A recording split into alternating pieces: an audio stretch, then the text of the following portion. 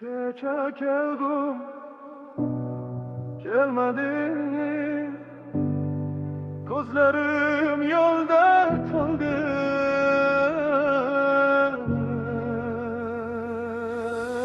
Kecha kelgum deb onun sari ve guru kelmadi.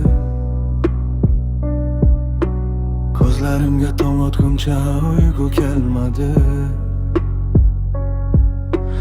Yo'lingga tirmuli xo'rak bo'ldi parcha parcha. Hijron ishqa qolgan dilga tasalli kelmadi. Kutdim seni tunlar aro, jim ko'chalar guvoh. Sening isming yuragimda eng so'nggi panoh.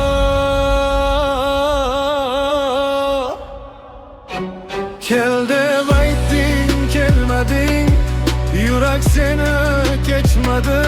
Men kutgan tunlarimga hatto tong ham yetmadi. Sevgi bu sinov ekan, hech kim tushunmadi. Men yonaman ichimda, lekin hech kim bilmadi.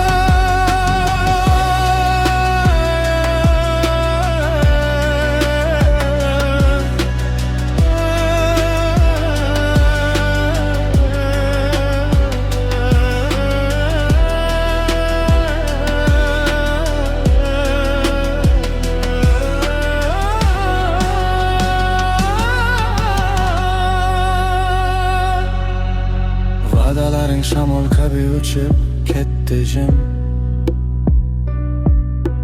Senga ishongan qalbim bugun yana yolg'izdim. Ko'chalar ham jim turar, eslar seni har qadam. Sen kelmagan kechalarda men o'zimni yo'qotdim. Ve kelib ketganing ham armon bo'lib qoldi.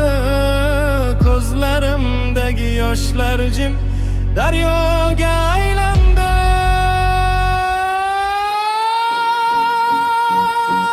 Kel deb aytding kelmading, yurak seni kechmadi. Men kutgan tunlarimga hatto tong ham